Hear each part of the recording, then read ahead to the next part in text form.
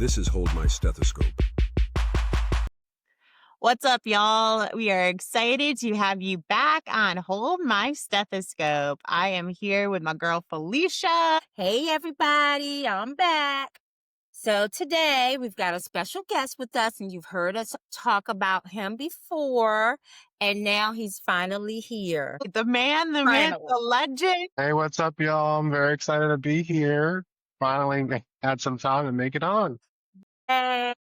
So excited. Dom was one of the people we initially had talked about doing this podcast with, and then we ended up just kind of making it me and Felicia, because our schedules worked out a little bit better. So Dom will be a very special guest that will be appearing pretty frequently on the podcast as Yes. we move along, but you may not see him every week, but definitely expect a lot of it. So we started the first episode kind of talking a little bit about myself and Felicia and our background. So give the audience a little bit of what they've always wanted. Tell them about yourself, Dom. Hey, everyone. So I started in healthcare when I was right out of high school. So I was in a CNA program out of PHUHS, which is Palm Harbor. Started right in as a sitter, graduated with a 2-day course to be a PCT, became a secretary shortly after that. We had nurse apprentice 1, nurse apprentice 2, made my way up to PCU nurse. I did 6 months of that, and I was like, heck no, it's time for a change.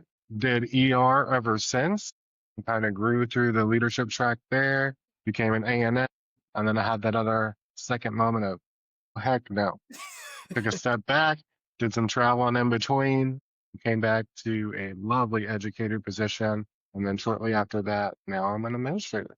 Yeah. You've been all around the block in healthcare is what you're saying. Yes, I've seen Yes, it all. you have. From tech positions everywhere from your floor to surgical services, outside, inside, and multiple different facets. Yeah, that's how we all initially met, was we all were ER educators together. So going back to our baseline of being ER nurses initially, what do you think is like one story that still like lives in your brain every day that you can't stop thinking about? I would definitely have some sad ones that we won't even bring up.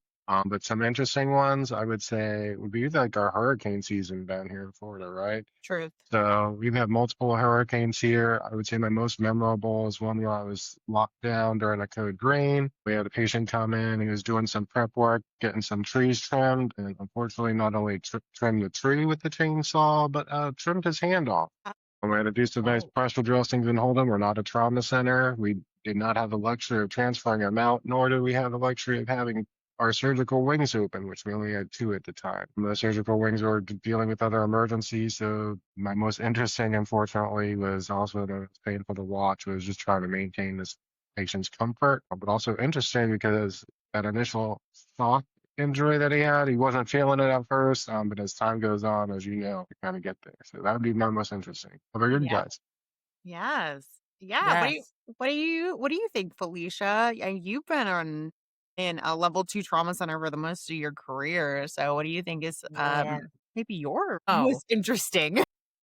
my most interesting is probably too much for TV or anything else, but I Spill that tea, am going to girl. give you a little taste of what I found, and I think most of my coworkers found to be one of the most interesting traumas we've ever dealt with. And this was a case of a gentleman that was in a motorcycle accident early in the morning. It was change of shift. So our night shift, of course, it's only the right thing to do to come and ask the day shift to come in so they don't start the trauma. We would go ahead and start the trauma. This particular trauma was so interesting that the night shift didn't go home. They decided to stay as well. And it was because it was quite interesting compared to anything else we've probably dealt with, and we've dealt with a lot of things. But this particular trauma, when it was time to log roll the patient back, because we put them in C-spine and everything. And you know, when you go to roll a patient back, then any sheets or blankets or anything on them are going to fall off. And it's just human nature for the eyes to go right where they go. You all know where they go, right? So at that moment in time, this person had a penis cage on. I know what you're thinking. What? Yeah, so were we. Because my first instinct was like, what the fuck is that? And it just took off from there. It was by far the most interesting trauma we've ever dealt with, but yet everybody came together to do our best to get this cage off because we didn't have a key and the patient had a open book pelvic fracture. Needless to say, they didn't make a sound. I couldn't figure out why. So I asked him some questions like, where was the key to the device that was on his penis? And he said it was in California, where we were in Tampa, Florida. Okay. So we had no way to get the key. And some of our nurses thought we could make calls to adult stores and get a universal key. However, for all of you to know, there is no such universal key that unlocks these devices. These are purchased separately. So therefore, they could not assist us in that situation. So guess what we did? We got smart and we used the ring cutter. And it took us over an hour, but we got it off. I would find that the most interesting because even my trauma surgeon who never smiled, I think he's never stopped smiling since that day. Every time I see him, he's smiling from ear to ear. And we are talking about that same trauma every single time. So I would say that would definitely be the most interesting trauma of all my years, which is over 20 of traumas that I've dealt with. It's quite That interesting. is crazy. It is Crazy. And I feel like so that much more. sharing some of these stories is why we decided to make this podcast because we sit around and talk about this like it's like every day, like so much fun. But I feel like because we live in this ER bubble, we forget like It's not people, normal. this is What very do you mean it's not entertaining. normal? It's not Don't all the normal. guys have this? Well, you're probably right. But everybody in the room act like they had no idea what that was when they were looking at it. And there were men and women in there. I'm like, Yeah. what I the? mean, I've got more questions than anything, but I mean, in my medical mind, I'm like, okay, he had an open pelvic foot fracture. Like, what did you guys do for that while he was in a Well, cage? we still put a pelvic Pelvic binder binder? on him. He didn't make a sound. We all know how painful Yeah. that is. And for me, I couldn't understand why he wasn't complaining of pain. Therefore, I asked him, "Sir, are you in any pain at this time?" But he was like, "No." And I couldn't figure out. And then it came to me what we were dealing with here. We were So, dealing with, what is it called when they like all that? like the sub and dom and all that stuff, like, Yes, thing. dominatrix type of thing going on. So what? Okay, okay, we're getting a little off topic here, but like, is that a painful device that's on them? It's not a painful device, but it's Okay. a lockdown device on the male genital entire. He had a double on the male genital area. And unfortunately, because we couldn't get to the key, and honestly, I'm going to be honest with you, I made up a story at that time because that's what we do as ER nurses in our sick minds. I immediately was like, I wonder if his wife locked it down because he couldn't keep it in his pants. Of Oh, course, okay. that's what I'm thinking. However, that is not the case. The So you know the wife, backstory then. yes, honey, because I asked questions unlike others. I wanted to know. So I did ask him, is there any way that we would be able to get the key to the device? And he said that it was in California with his master. Therefore, my story was not accurate. So, but there is more. There is a wife that is in the picture. And she was a beautiful woman and they had 4 kids. And she came to that emergency room and she played her part, honey. She knew all about that device, being there, never ever said a peep about it. She sat beside her husband as she should, and she never expressed any like issues what we were thinking was an issue. She didn't have a problem with it. He went to surgery once we got the device off and they were able to fix him, and he did very well from my understanding, according to the trauma surgeon. So Well, that that is was, I mean, we really like, Very. yeah, it's like a great story though. it's a Well, very interesting story for It did sure. he is. get to keep the cages like a souvenir? No, because we took the ring cutter and, the person that was doing it was the tech and he was sweating all over it because, it took him a long time to get it off because it was actually not some cheap looking device. This person was well off. So It he was had to get two devices ideal. off of this person. It Gotcha. was a lot, Okay. but it was, what's interesting is EMS never even told us about it. And this person came in with no clothes on but this device. So I found that to be interesting. That maybe they were in the moment of trying to scoop them up and get them together and didn't notice it because I can't see them not saying anything about it. I just can't. Because I Interesting. couldn't believe it at 7 a.m. in the morning. You never know Over what's gonna roll through those doors. Always gotta be Woo! prepared. But I miss it so much. That is crazy. Yeah, it's It's great, Brittany, how great about times, great yourself? times. my probably my craziest story, and I've really been like thinking my brain about this for the last several minutes. I'm like, what is my craziest story? But probably the one that when I was travel nursing, I was working at a level 2 trauma center out on the West Coast, and there was a self-inflicted gunshot wound to the chest. Now, we have probably not talked about it on this podcast, but I feel like I've talked about it elsewhere. And the fact that, it's a pretty obviously scary, but usually a deadly situation when somebody like goes and tries to harm Right. themselves, shoots himself in the chest. Well, we were able to open his chest pretty quickly and was amazed because at that point I had never experienced that before. It is so cool and so fascinating when you're able to like see like literally inside of like the body Yes. cavity where the heart's beating. Like it's insane. Like the rush of that I will never forget.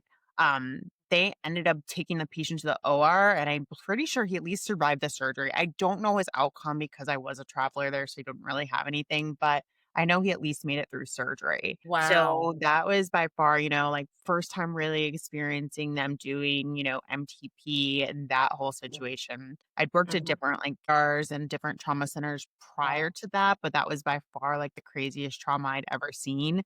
And it was just like, wow, like Wow. we can do this? Like, Oh, this is yeah. what happens in He an can do emergency all room? things. Like, whoa. Yeah. And just, I will plug my other little side project is MedMax EDU. We teach TNCC, and in TNCC, one of the things we do talk about is like open chest and open thoracotomies. And the latest statistics I know about, and it's been a minute since I've checked, but they have less than a 10% survival rate Right. if they have to open the chest up in the ER. So the fact that people are surviving, even though it's very, very low, is so it's amazing what we can see in an ER, and it's amazing like what we can do and how like crucial we play in saving patients' lives. Like we really sometimes I think just are such adrenaline junkies, usually most ER nurses are, that sometimes you have to like stop and be like, whoa, that was actually really Exactly. freaking cool. So yeah. Yeah. I agree. And then, some of the other things we talk about is the reality of being just a nurse in general. So we have, as at least as nurse educators, like we've been, I feel like throughout our years, been mentors, been preceptors, and now Mhm. kind of take on a different role, administrative or educator of seeing like new nurses come into this field. So, Dom, I'll start with you. What's one thing that you wish you knew as a new nurse, like walking into like your first job? Would say like it's definitely okay to make mistakes, but more importantly, before you make that mistake, is ask tons of questions, and it's okay. Like in school they're always like never be afraid to ask questions. At work they're like never be afraid to ask questions, but you're always afraid to ask that question like when that time comes up. It's something that definitely is so important that like I wish I would have known is that it doesn't matter who you ask. Like you can ask anyone that's around you. Yes, you have your preceptor, but you have a charge nurse around you as well. You have other nurses that have their skill sets as well. And your preceptor may not always have that skill set that your question is kind of catered towards. So like if you know that there's somebody of an IV resource that's on that unit, it's okay to go outside of your preceptor to ask them that question when your preceptor's not around. And little did I know that I was getting more information out of that by going to those specialties on the unit rather than just going to my preceptor, but still going back to my preceptor to have those conversations, letting them know, like, hey, yes, I did ask so and so this question. Like, do you agree? And all the majority of the time, they always do. So I would always go back to it's definitely okay to ask questions, not only to your preceptor, go up your chain of command, but also go lateral. It's definitely okay to ask a buddy nurse that's around you. It's okay to ask those people that Absolutely. have those skill sets. Yeah, for sure. I feel like we kind of talked about that in the first episode about like Yes. people never know everything. You're never going to. Never gonna So know. always like being open to learning things. Do you like know maybe why or have a hunch as to why people are so hesitant to ask questions? I think it just people are afraid to look dumb, and at the end of the day, like there is no dumb question. The dumb question is the one that's not asked that actually puts that patient at risk, that puts potential harm in the future.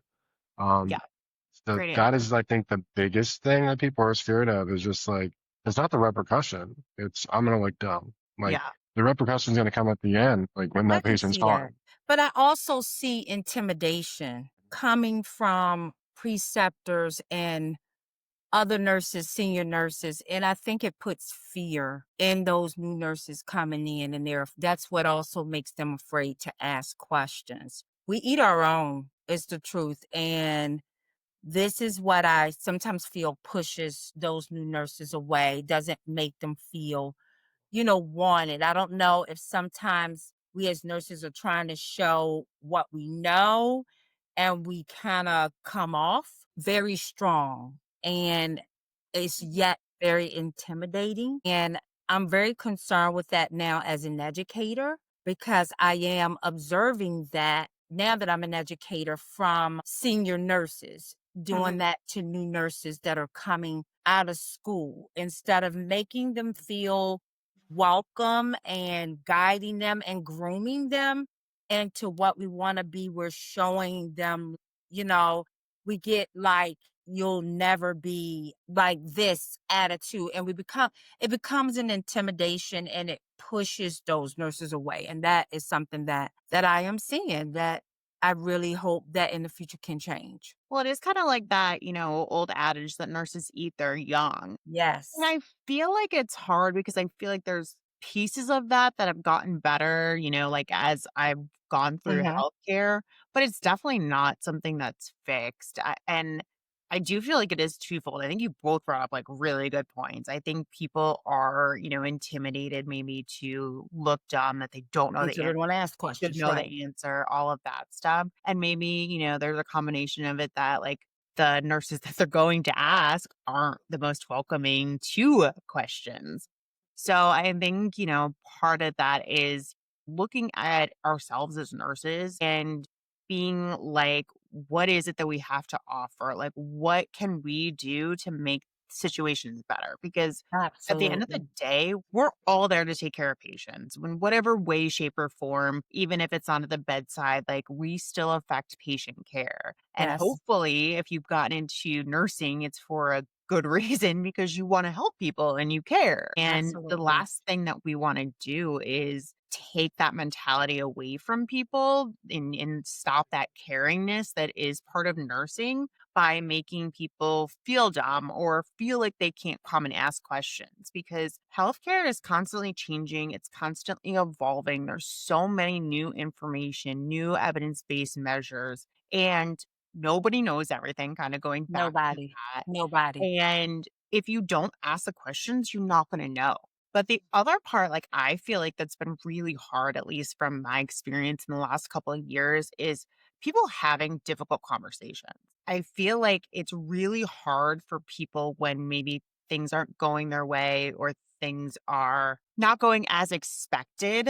I feel like it's been very difficult for my preceptors specifically, but this is, I think, just general humans, is having difficult conversations, is being able to initiate a conversation in a way that's not being mean Me. or aggressive or belittling or Offensive. whatever that may be. But also on the flip Right. side, you have to have the person who's receiving that be Absolutely. open and mindful and know that you're coming to them from a place of caring and kindness, that you're doing this to help improve them and make them a better nurse. So there's so many multifaceted things to this that I mean I did my master's thesis on mentorship and all of this stuff. So it's a pretty passionate project close to my heart. And one day I'm gonna fix it. I'm gonna fix the world with these problems. But yeah.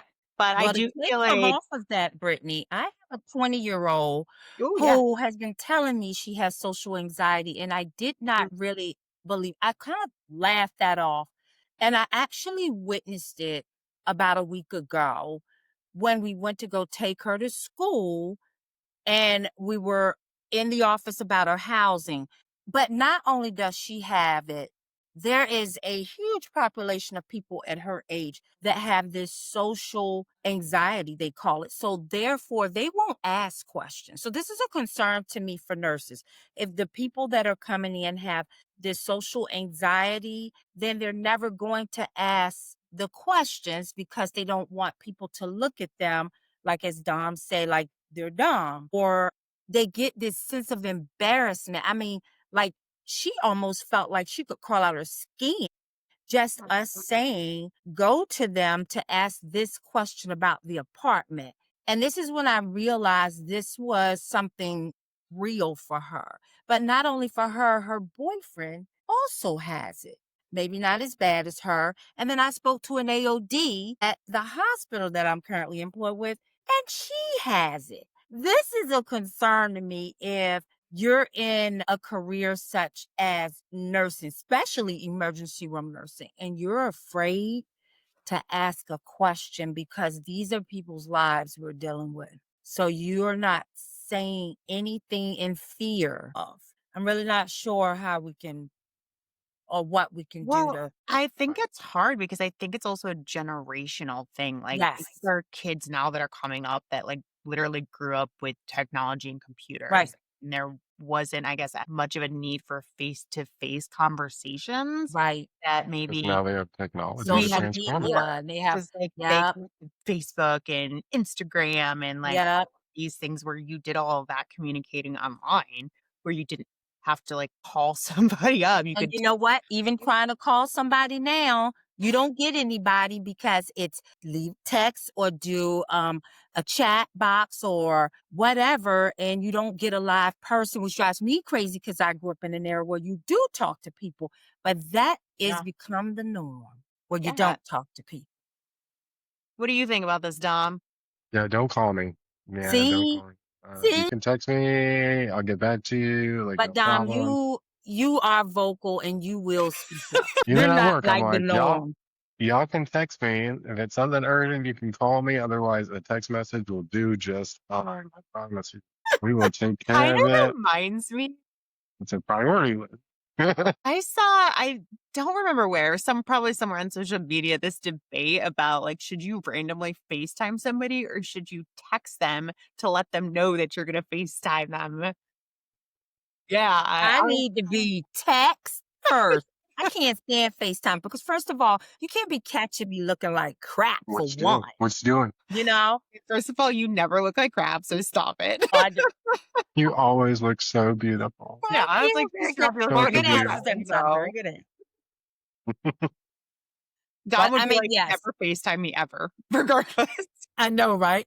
This is enough. Yeah, the fact that he's on camera right now is like, "We are good."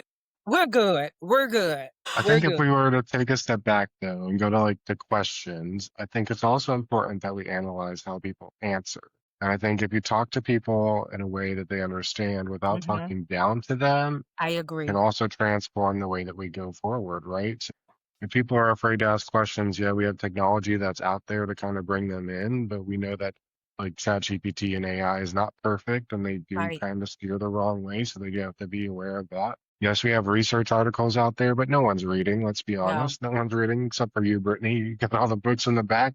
Hey, and Tupac, yeah, you're going to be getting us up to speed real quick, right? So I think being out there and answering in a way that they understand without being demeaning. I talk to everyone, no matter absolutely. what level they are. We're all the same when I talk to you because we're all adults, we're all human beings. It doesn't matter if you're my EVS, my environmental specialist out there, you're a tech, or the CEO. I'm going to talk to you in the same way I talk to everyone, and I I can make it agree. change fair across the board. So I Absolutely. think that's just something that one way that we can transform is the way that we respond to those questions when they are asked. And if we don't have the right answer, it's definitely okay to say, hey, I don't know, but hey, I'll guide you to someone who does, or let's find that answer together. Absolutely. I Yeah, agree. That's a great point because it goes kind of back to your like, people don't want to look dumb. So maybe, part of it's like, oh, if I don't know the answer, like, then but that's okay. Like, I feel like that's where we have to get to also is be like, you're not going to know everything and it's okay to not No. know, but like, what are you going to do about that? Like, And I'd rather you tell me you don't know. If you don't know, I'd rather you tell me and then together, if I don't know, we're going to go find out or, then I'm going to explain it to you. But I don't want you to do something without asking and then you're doing something that could be harmful. So I think it's important that we make them feel welcome, be a yeah. little welcome committee, you know? Yeah, Well, it we kind of are. goes back to just like in general, that ability to communicate. Like, I feel like if there's a universal skill everybody needs to work on, it's Absolutely. communication. Hmm. Absolutely. And it's Across the like, board. you have to take a moment too to also self-reflect and be like, "You're not a perfect communicator. I don't That's care who you right. are. Like, you're not perfect. You can No. learn something." And then I don't know if there's like, egocentric stuff that plays into Yes. this, but like, Yes. you're not perfect. You're not the Yes. best communicator. Like, we Yes. have things to work on. Right. And when you can really stop and say that to yourself, that gives you that pause for self-reflection to be like, "Okay, maybe there's something I'm putting off." Like, we talk about, like, Mm. RBF and all of that stuff. Like, am I putting something off that people don't find me approachable? Right. They feel like they can't ask me questions. I would never, wanna be somebody who's like, "Oh, she's intimidating. I can't go ask her a question because I would Right, never want that." exactly. So I wouldn't either. what have you kind of found in like your new role? Because you were educator, now you're administrator. Like, what kind of questions are you kind of seeing from the newer nurses? Because we have a pretty different perspective because it's only Right. stuff to us. Where do you kind of see like the big kind of gap, I guess? There's a large gap. It kind of just depends on like their skill level. We kind of put everyone in like a generation, but we have to be aware that not everyone is the same in that generation. Exactly. You have people that excel in nursing, and then you have other people that do need a little bit of guidance. As far as new nurses coming in, though, no matter where they are in their level, I think the biggest opportunity, and no matter where they start, is just getting familiar, one, with the facility, but two, on policies and procedures, right? So you can be a most experienced nurse, you could be a brand new grad coming in. At the end of the day, like, you need to review those policies and procedures from an administrative standpoint, because when things do get called to my level, all I do is pull the policy and procedure to make sure that we're following everything to a T. And if we're not, where is that gap and why did we want Right. that gap? It Right. does go back to my educators and training, right? So they're always on top of things, making sure that our team is up to speed. They can't Right. cover everything. So it's important that the team members on their own are taking that time to kind of review that policy, review that procedure, so they are up to speed, so that they make the best choice and they are following evidence-based practice. Because in the majority of the time, our policies are to a T, up to speed with evidence-based. Yeah, and I feel like it's something we've And talked about before too, is kind of that self accountability as a nurse, just in general, not even yes. a nurse, but a self accountability as a nurse. If you're not familiar, comfortable, haven't done something in a long time, like what are you doing to make You doing. yourself better? Thank you. You Thank just you. do it and figure it out after. Because it's not up to someone else Dom to over here make is sure like, that I'm just no. winging it, hoping it's okay. Yeah. You Like, got my shot. I'm really bothered by the fact that we are spoon feeding our nurses now and we're not making them think at all. Mhm. What are we Yeah, going we to do to fix this problem? don't give them the answer. Always lead them into the answer that they're going to discover on it. Dom's I over here agree. winging it and also trying to teach them how to fish in the same There aspect. you Oh go. yeah. You know what? We Exactly. figure it out as we go. That's the ER nurse. I mean, we always follow our policies and procedures to a T. We never cut corners. That's the ER That nurse. is, I feel like there's a couple traits that you have to have as an ER nurse. One is you have to have a hint of ADHD because that's literally everybody. And then second, you have to be a MacGyver because you are constantly going to come into things and be like, what the heck is going on? Yes. What am I doing? I don't have any supplies. I don't know what's happening. Yes. You literally We're just going to rig do it the up. best We're you going to can. figure it out. That's it. Exactly, right? You just figure it out. Yes. I'm like, you'll find something. You'll be Hmm. creative enough to find a solution to your problem. Yeah. Right. Out in a That's frostomy correct. tube recently that needed connection to a drain, and we did not have the lure lock piece to the funnel piece. So I ended up with like three stopcocks in between and a rubber tube to hold it all together. but it worked. It It started worked. draining. Well, And there It you got go. And exactly that's where the what it's man needed to about. go. MacGyver. That's it. yeah. It's so true though. Like you don't realize how much you have to think outside the box until like you're just literally living outside the box and then Like you're that. like, okay, this is just the norm. It's And Mhm. and crazy. having teamwork, that is something that I can Yes. Ugh. honestly say in the emergency room we had, at least where I came from, we had a lot of, no matter what, was a lot of teamwork. And you have to know that you're not alone. Like it's Yeah, okay to ask for help and stuff, absolutely. it's Yeah. needed. Well, especially, and this isn't negating any other type of area, but especially in the ER, like you really can't survive in an You ER can't. setting if there's not teamwork. Like Thank you. You it's cannot. close to impossible. If Thank you you. can't work as a team, you are miserable. You're gonna Yes. be Absolutely. floundering and drowning, and it's just gonna be hard for you to be able to make it. You have to be a team You player. have to be a team Yeah. player. You have to be part of that team because Yes. And teamwork makes a dream work is literally true when it It's comes. true. And I'm telling you because now, if you come in there and you act like you're going to sit down while everybody else is working, honey, when you're drowning, we're going to let you you're drown. drowning. You're Yep. going to drown. There ain't no ifs, ands, and buts about it Yeah. because we're the type that's like, well, where was she when where was he Mhm. when we was all in the trenches? She was sitting down behind her computer. So you know what? Drown, honey. Mhm. That's how ER is. So don't come into an emergency room as a nurse not willing to be a part of a team and have the teamwork effect And to it. drowning, we're never going to let And the drown. patient struggle. We're not gonna Some let the tasks patient may be a struggle, little but bit you're gonna struggle. delayed, and that comes Yeah, on you. you're gonna struggle, but we're never gonna let the patient struggle. Mhm. Mhm. Yes, if you are ever a patient in the emergency room, you will be taken care of. You will. Okay?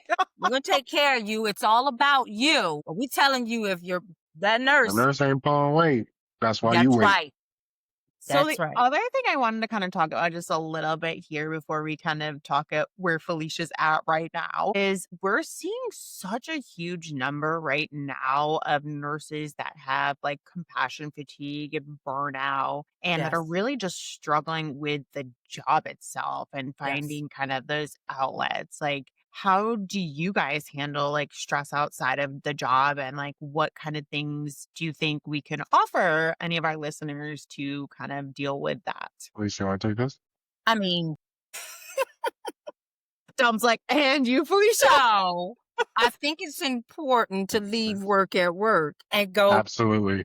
right? And when you leave work at work, when you're at work, leave it there. Like seriously, don't come out of it talking about it. Honestly, just leaving it there. And that is very important. And what else, Brittany? What like I'm trying to think like what I'm seeing and what's causing the burnout. A lot of it is I'm really not a fan of the process now that and how new nurses are being put out there. So when I was a new nurse, we actually went to the floor and you learn on the floor, like with your precept. You didn't go through like an internship program. And I'm not knocking that. I'm just saying that you went to the floor.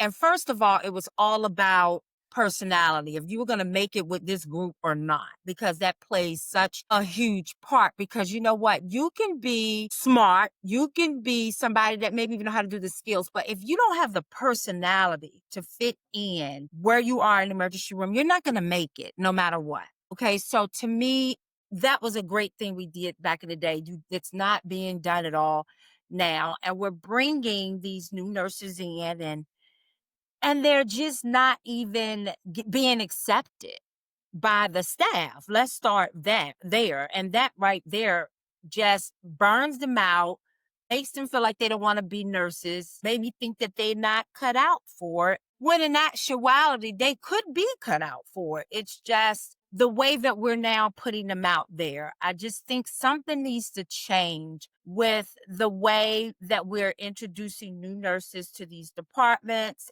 And how do you really know they want to do that? How do they really know they want to do that job? I think if you put them out there with the group first, they might say, maybe this isn't for me. I thought this is what I want to do, but maybe it's not. And so this is how we end up burning them out, losing them. And regardless that that the organization has spent this amount of money on them, they're walking away from it. So something has to be done. What do you think, Dom? I think we also need to take a look at those new grads coming in too that like see Yes. that new money and is like, great, I'm gonna work those 5 days. So they need somebody to work overtime. I got that overtime for them. They're making the money, they're bringing it in, but are they giving themselves that self-reflection time? Are they giving themselves that me time to like really decompress? I'm all Right. for leaving work at work. And if you need somebody to talk to on the way home from work, then that's completely fine as long as I'm not stressing you out during that drive too much. Exactly. But when you get home, it's so important that that is definitely cut off so that you are not bringing that into the household. You're not bringing that stress with you. You are Right. leaving that at work because you clock in, you clock out. That's where it should be, right? It's Absolutely. okay to go to therapy. We do have those options and everything Yes. available. We've got emergency assistance programs throughout multiple organizations that are out there to make sure that we reach out to. But I definitely agree with you as Felicia, because when it comes down to it, like we do need to be able to accept people. Yes, their personality may not fit in, but if we don't even give them a chance just because of their Right. personality, like, of course, they're never going to succeed. We're always going to put them down because of that. But we have to Right. bring them in. We don't always have to conform necessarily to their personality. But I have seen a few transformations in my time in healthcare to where you're able to break people out of their shell. You're really able to get them to grow. And you just have to be able to bring them in, give them that acceptance, let them know that this is a safe place Right. and that we are all here. We've all been in the same shoes at one point. We've all tried it. We've all had failures or sorry, opportunities to where we can do better. And it's always looking back at that opportunity to make sure that we don't make that same mistake and making sure that's not a punitive thing when we are addressing those things. It Right. is strictly more of a learning opportunity just so that you can do better and we make sure that that mistake doesn't happen again for anyone else in any organization. I agree. What do Yeah, you think, Brittany? I think Brittany? there's, as with everything, so many facets to this, right? I think it's becoming more of a thing that we're talking about now, which is great. Like since COVID, like that just threw a whole wrench in all healthcare workers. And I think it also like really showcased the vulnerabilities because the things that healthcare workers see are not normal. They're frankly not okay sometimes. And the fact is, as healthcare workers, we just kind of say, hey, that's part of the job. And we just kind of do it and move on with our lives. And really, I don't think we sometimes process that Exactly. in the proper ways. And I like that there's more talk about it now because it is so important. We're seeing nurses get out of this field really quickly because they can't Yes. handle it. And then other nurses, where we used to have bedside nurses for 20, 30 years, they leave way more quicker because they can't handle it anymore. Because True. it's a really, really, really tough job. It But it makes is. me really scared for our future if we're not able to keep nurses happy at the bedside. Like that's an Absolutely. injustice to all of us moving forward. So I don't necessarily know what the answer is other than we can kind of preach, right? And be like, leave work at work. And all three of us are But victims we of do saying, not leave it Full there. embrace I you. know. but that's harder than practice. Yep. But, it just also just general things is having, someone to talk to. I feel like that's why ER That nurses really mentor. stick with ER nurses is because you have somebody who understands you. But, also having like healthy habits outside of, work and having outlets and releases and a way to really clear your head. So Right. you're going to see, I'll put it in our bio or our show description down here. We made a free self care survival kind of guideline you can download. It's just got a couple of things that we think that maybe could potentially help you. So if you're interested, click on the link below to get that download. All right. So I feel like we've had our fun little talk, but we really want to go into where you're at right now, Felicia. So Yes. you've been so open. And like I said, I was listening back to one of our podcasts and I was like, oh my God, getting teary eyed. So I'm so excited to kind of see where you're at. Okay. Because where are you right now, Felicia?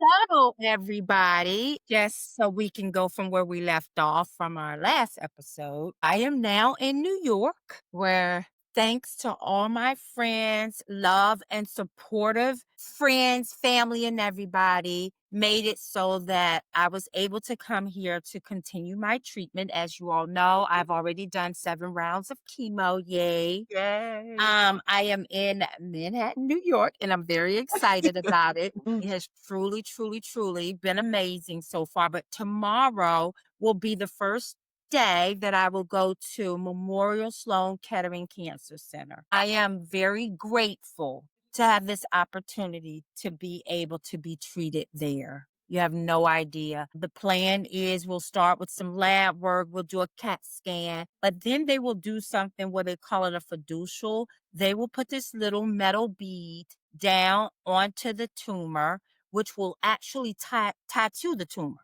so that they can do targeted radiation. Now, tomorrow I will also meet the radiation oncologist, and at that time, I will find out what the treatment will be for radiation, whether it's going to be 5 days a week for 3 to 5 weeks, or is it 1 day a week for 3 to 5 weeks? We're not sure yet, but that is the Okay. plan. So how do So they I get am this, pretty like excited to get it started. I know it's so exciting. How do they get this, like, little piece? Do they go, like, endoscopically and, They like will do it endoscopic. So I will have an endoscopic ultrasound done, which is at that time they will do another biopsy okay, just to kind of see where we are. And then they will take that little bead and they will put that down endoscopically, okay. and it will actually tattoo it like a little X or a little dot right on the tumor. And that way, when they do the radiation, it will target exactly that area instead That's of so affecting other organs in the digestive system, which we don't want to have. that's It's so wild how technology has So transformed to cool. be able Oh to my God. just I've target like learned. a little X on someone. Right? I've learned so much because you have to know, even as an emergency room nurse, that we don't know specialties. We touch on everything, and it's usually the symptoms that people are having from different diseases or different things that they're going through, like such as myself. So I've seen many patients with pancreatic cancer, but never did I know the ins and outs of what was being done. And I am steady learning as I am sharing with you all. And it's actually a lot of great knowledge to learn because I knew nothing about that, about targeting radiation or any of that. It's truly a blessing to have this experience, but it is also like exciting to see what's to come and what's going to be done. cool. I can't wait till, like, we, get back on next week and you can kind of Yes. update us, now you're at least in New York, and by this next episode, we'll be able to kind of hear what the What it was like. plan is and, yeah, what it was like. It's What's the plan? Because I'm sweet. excited to find that all out, Yeah. tomorrow. Like I've back to back to back appointments, but I will find out the plan and I'm truly excited about that. I Yeah. We're just am. waiting on SNL to reach out, so we can get you those tickets now that you're in New York. Let's do it because, baby, I'm trying to go wherever everybody is talking about sending me, honey. SNL, Broadway shows, wherever you want me to go, I'm trying to go. Well, I'm so really you've been like in New so York good. for a couple days now, like, what's kind of, like, the fun part of this so far before you start treatment? Like, what have you Okay. can do? This is bizarre, but what's fun for me is the fact that people mind their own fucking business. What is so exciting is everybody's on a mission. Everybody's walking everywhere. You're There is it. no pressing a button and waiting on it to tell you to walk. We jaywalk all across the streets, every which way, and I love it. I love, love, love breaking the You rules. got You have places to to go. know, like, this to me is so euphoric just watching it. I say to my husband, "You're not in Florida. You better keep up. Like, let's go." He's like, "You already figured out this jaywalking stuff." I'm like, "Dude, the cars aren't coming. Walk. We gotta walk across the street." Like that to me, and I know that sounds crazy, has just been so exciting. Like I enjoy it. We've walked miles to just kind of see our surroundings. And I love the little quaint places that are here, restaurants like mom pop, no like franchise stuff. Like I don't see much of that. This is just a different life and it's exciting to me. Like to not have to get in the car and drive anywhere. I don't have a car here. So you're like walking everywhere. I go, "Oh, look at this is why everybody's like, man, they're like moving about a minute, like in every direction, bikes." The bikes are going, the cars are going, the horns are blowing, the people are walking. I love it. I love it. Yeah. I, That's so I fun. told my husband, I think I'm gonna have to come here once a year or something because this is kind of like, listen, the dislike is the fact that, gosh, your place is small and you get so accustomed to what you live in, where you live. And what it is we really take for granted what we have. And then you come to a place like this and it is quadruple my mortgage, yet you get an 800 square foot apartment, and you make it. But what's been nice is you make it your own.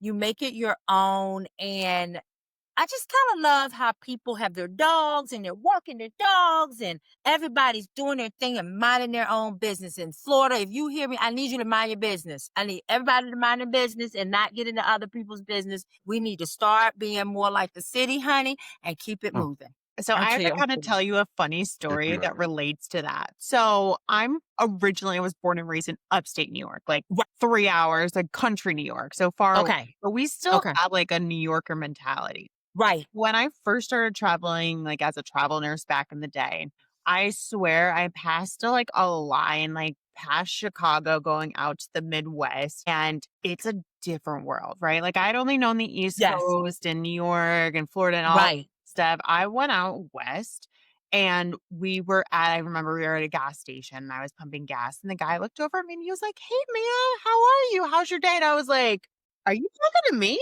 Like, you talking to me?" Like, my But New York came out. Brittany, I was like, "Why are you talking to me?" you're Are you still like that. like, it's crazy. Like, But you're still like that. You're still very Yeah. attentive and not paying attention to the stuff really around you because you're like, I was this born and my raised that way. focus. This my focus. And that's how people in New York are. I They know. focus on what they Focus. don't So have weird time to for what me. you're doing. Yes. I I'm like, love it. people are talking to me. Like, what? No, what? No, what's going on? It was so crazy. So yes, I get it. Those people are my people. I Well, get why they're listen. your people, girl. I was like, honey, somebody could get sliced up and nobody would know. We were on the subway yesterday because, I just need to venture out and just see how Yeah. things are. And this was at night, so there wasn't many people on the subway. And this is a crazy little story. So on the subway, there's this guy sitting in this one seat towards the back of one of the trains, whatever. And there's like 3 seats there. And we're watching other people get on the subway and nobody goes to sit down. They're like standing up. And me and my husband are like, what's wrong with these people? Why won't they sit down? Do they not want to sit by this guy? He's minding his own business. He's listening to his music, whatever. And so for a while, we just kind of like looking like people are so rude. Like, why are they standing up when there's seats? And finally, I look up and it says it's for people with disabilities. So my husband starts laughing and go, oh, they think this man is crazy. So nobody would sit down in the seats. And I go, they probably think we're crazy because we were sitting across from him. And when I looked up, it was the same thing above us. So They were those abusing people all three of getting on knew. We were the ones that didn't know we shouldn't have been sitting there. And they're like not sitting down, they've been standing up when there's not, I mean, those seats are available, but they're like, we're not sitting there because he's probably crazy them. or something. But the All, man And that's wasn't. all better than three what of I you. thought was going to be said. He I thought thought it all was three going of to be. us was crazy. Listen, there's a tons of reasons why you don't sit in those seats towards the end of the car. I'm sure And there that was is. not one of them that I was thinking you were going to say. Oh boy. But let me tell you how my I blessings love it. continue. So, I've never been on the subway before. And we just wanted to go down there and check it out. And we're looking at people as they're What's flying the and going in story? different directions. This train, like it's crazy. And this lady that's behind the booth that will be running for doing the tickets if you needed to get tickets or Okay. whatever. She comes out and she's like, we're just trying to understand the subway thing. And then she's like, so where are you from? And we're like, Florida. She's like, what brings you here? She said, and I was like, I'm here for cancer treatment. So this woman was like, you know what? I felt this positive spirit about you. You have these angels all around you. You know what I'm going to do? So I'm going to pay for the 2 of you. You're going to go through to the R train. You're going to go to the ferry. You can get on the ferry to Staten Island. It's free. and you're gonna get on it, you're gonna ride it, you're gonna get back around, come back around, you're gonna come back around, you're gonna come back, and you're gonna go back to the R train, and you're gonna get off on Canal Street, and you're gonna go to the 6th train. She had us all set up, all for free. I thought, how amazing is this? This woman doesn't even know me. Mhm. And look at this. Like, she totally gave us an experience that we weren't going to do. We were just trying to check it out and see how people were trying to understand how they knew what train to get on. And look at that. Aw. Like, it's just been one blessing after another. Same thing at the airport. The Right. airport, you know how I'm a terrible packer, right? We all know that, right? Like, I really do have an issue with it. It kind of gives me anxiety, the whole thought of having to pack for a trip. So I had somebody come and help me out on Wednesday. But of course, they gave me 7 outfits. And I was like, that's not going to cut it. I'm gone for a month or two. Friend, that's not going to cut it. So, you know, I have an obsession also with luggage. I You have find a this problem, yes. How big dare you? luggage bag that probably comes to my belly by Jessica Simpson. Everybody was like, oh my God, I love your bag. I love your bag. Where are you going? That's how huge it is. Where are you going? I'm like, oh, I'm going to New York. I'm be there. They're like, what? They will ask you, what are you going for? I was like, oh, I'm going for cancer treatment or whatever. So now Dr. Thompson was scared of the fact that this bag was going to be too big, which I measured it and it was 54 inches and you get 62 inches. And the fact that it was going to be overweight, right? Kenzie and I toggled between Yeah. to make sure that it was not above the 50 pounds. So I have 2 full luggage bags, like full-size suitcases and a carry-on. And Anthony has 2 full-size suitcases. And so we get into the line and we get to the Delta agent and she's like, where are you going? That luggage bag. If you see it, you would see it too. So I proceed to tell her, do you know this woman weighed all of our luggage and even said, would you like to check your carry-on bag? I'm waving it too. You know how much money that would have cost anyway? Because the bags are like $35, $45 for the second one and then another. And she waived all the fees and Aw. said, can I have a hug? And said, you're going to do great. I already know it. It's like, oh my God, this is meant to be. So much love. All the way. I'm telling you, it's been one blessing after another. I'm not kidding you. Not at all. Like, I'm so, so grateful for everything that's happening with me and everything that everybody's doing for me. It is just amazing. That's that holistic medicine that you didn't even know that you were asking for, but you're getting anyways. People I are like am. reaching out, but coming to you with the kindness and grace that like you deserve. Like that's amazing. Not only I'm are you going to get your blown. treatment, but you're getting treatment from the love around you. And you all know that prior to this happening, I felt like besides you guys, and this is no lie that nobody liked me. I really honestly thought that. I was like, nobody likes me. Something's wrong. I don't know what's going on. I never felt this way until I came into the situation. And only you guys were like my friends. And then I was like, something's wrong with me. And then this happened. And then I was like, no, it's something wrong with them. The people that I'm saying don't like me. It's something wrong with them.